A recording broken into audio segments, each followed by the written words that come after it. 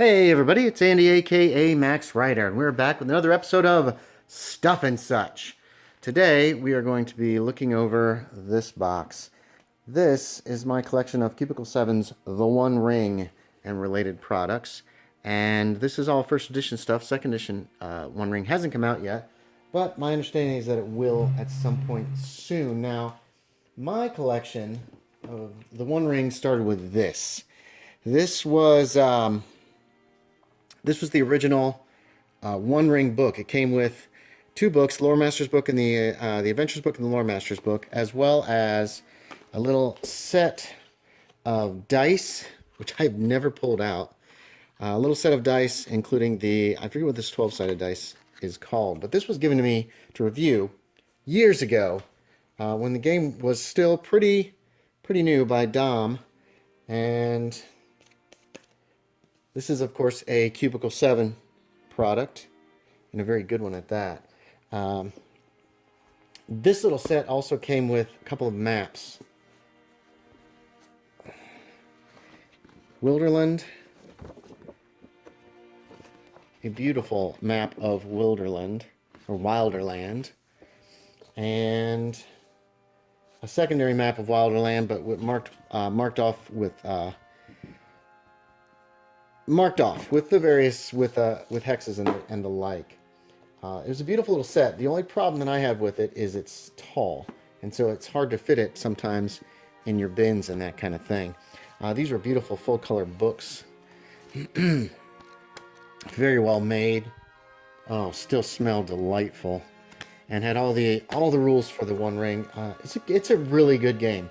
The One Ring captured the feel of J.R.R. Tolkien's The Hobbit and the Lord of the Rings better than anything ever has done before or since. I always wanted Dungeons and Dragons to be Lord of the Rings. I mean, that was my thing. And it never quite was, but the One Ring actually manages to pull it off quite wonderfully. Now, close on the heels of that, not in publishing date, but in the box, is the One Ring role-playing game in one big book. Your maps are now included in the front and back covers. They do that for all of their products. And you've got everything from the One Ring, from this box set here. You've got everything in one book. Very, very wonderfully done, as usual. Let's see what else we got in this box. I didn't want to collect the One Ring. I didn't want to get into it, but then I got this for review. I read it. I fell in love with it. And since then, I've just been grabbing everything I can. We've got the Adventurous Companion. This is, what has this got? This has got playable cultures, a new calling, new combat options, just new rules and the like for the One Ring role-playing game. A lot of good information as always, and just beautifully done. Our map this time is again of Wilderland, but it's slightly different. And then of course, oh, this is Eriador. So this is the lands to the east. There's the Shire. Misty Mountains. Up here is Angmar, what's left of it. It always seemed to me that The Hobbit and The Lord of the Rings was kind of a post-apocalyptic setting, because all these countries up here to the north were once great kingdoms and aren't anymore. Tales of Wilderland is several scenarios for the One Ring. These are so much fun to read, and I haven't run this game yet. I need to get this game run someday soon, because it's just a beautiful game, and it just does everything that you would want the game to do. We're not going to get very far here. Heart of the Wild. What was this one about? It's a resource. The lands of the river and the forest, the Vales of Anduin. Along the bands of the Great River. There's no map.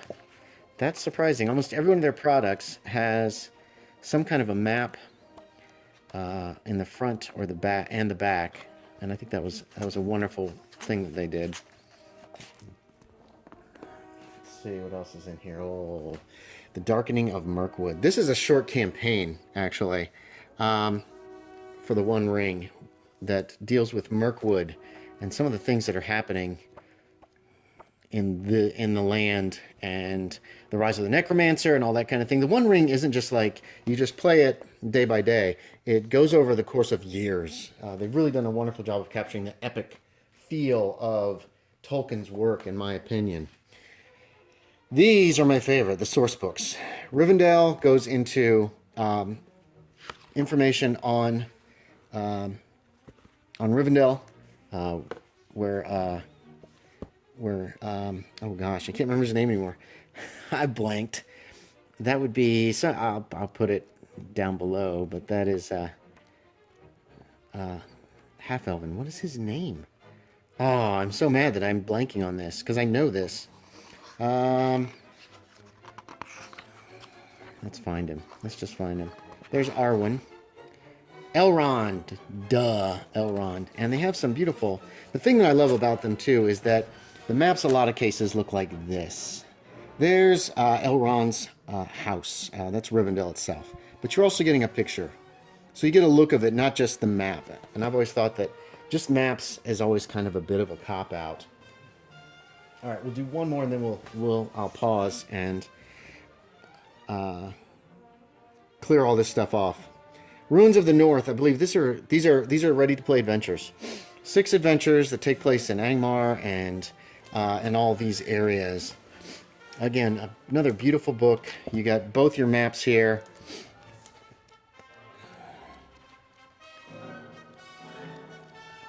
Some really interesting scenarios. I've read all of these. I think the only book that I haven't read all the way through of this is the most recent one that I got. All right, so let me clear all this and we'll finish up. Horselords of Rohan. This goes into the Rohan and their lands. It allows you to make characters who are Rohan and gives us some background information. Of course, there's always some monsters in here. Saruman is detailed. Isengard, however you pronounce it. I always pronounce it Isengard. Just beautiful, beautiful stuff here. And again, you've got the epicness of the Lord of the Rings, the Dark Door. Nice. It's just beautiful, as always. Everything that Cubicle 7 makes has been just amazing stuff. Journeys and maps. This one's in a bag. It's got a bunch of maps in it. I'm not going to pull all of them out. But I've got it in this bag because they're loose. The beautiful thing about Cubicle 7 too is if you buy something from Cubicle 7, you get the PDF for free if you buy the hard copy, which makes it worth, which is like saving money. Here we got some beautiful ships. Journeys and maps. The supplement, water travel, rules for water travel, and that kind of thing. And then we've got several large-scale maps, both with the hexes and without. As I said, I'm not going to open these up because it'll take a while and it'll be a pain. And until I use these maps, I don't really want to do much with them. Let's put this back away. There we go. I don't know if I know the right people to play a One Ring game though either, because it's all about story. Combat is very simple. It's not glossed over, but you don't go into the detail you do with dice rolling in some other games. The Lore Master screen and Lake Town. This Lore Master screen, you could probably get a concussion if somebody hit you with it. It is solid. Lake Town gives us all of our information and beautiful map of Lake Town. This is the kind of map that I like to see, this 3/4 map, because then you can really get an idea of what the place looks like. The World of Greyhawk did that for their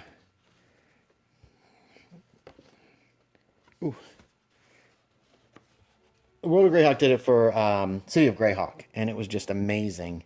There's another view of Lake Town, and of course on the other side we've got relevant charts and that kind of thing for use with the One Ring.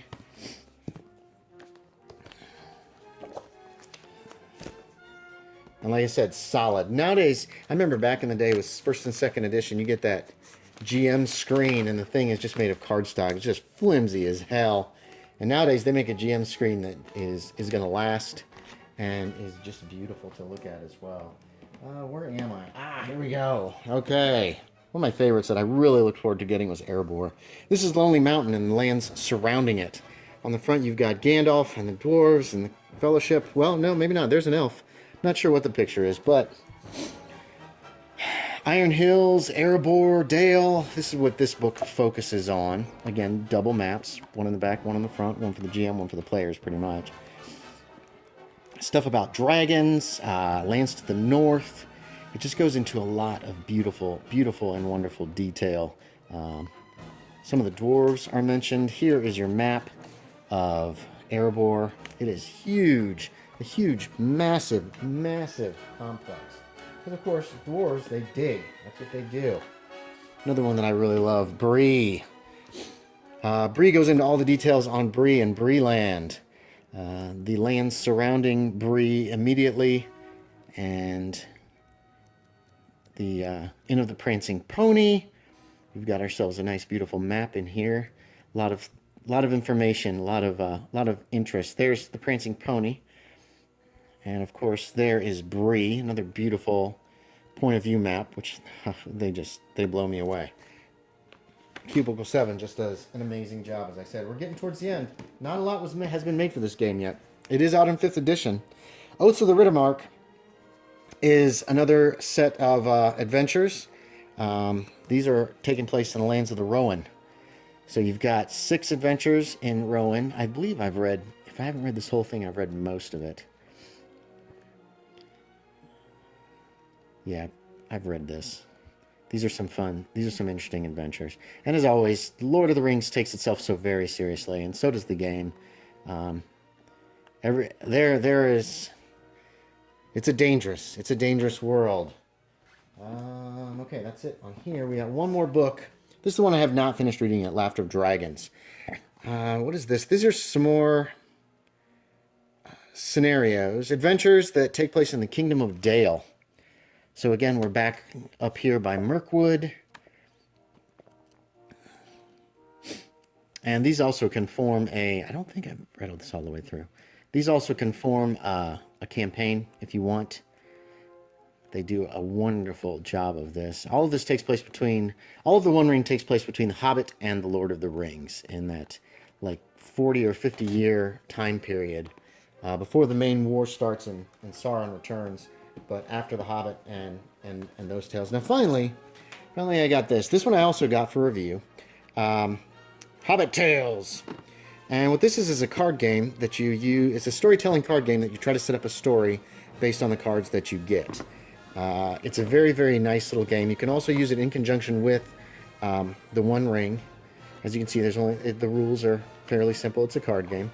But you can use it in conjunction with the One Ring in order to set up storylines or have storytelling contests at an inn, that kind of thing. Comes again with one of these beautiful dice. That's the die you need to use. Here's our little board, and then here are the cards. I've never played it, but it does seem like a fairly simple. And you got coasters for the Green Dragon Inn. That's awesome. I forgot about those. And that's it. That's everything that I have so far for the Lord of the Rings. Now, as I said, the One Ring. As I've said before, it has come out for. It is out for 5th edition under Adventures in Middle-earth, I believe is what it's called. But I think that the One Ring closely captures the Lord of the Rings and the Hobbit and Tolkien's writing better than Dungeons & Dragons ever will. And that's it. That's my little bin full of the One Ring.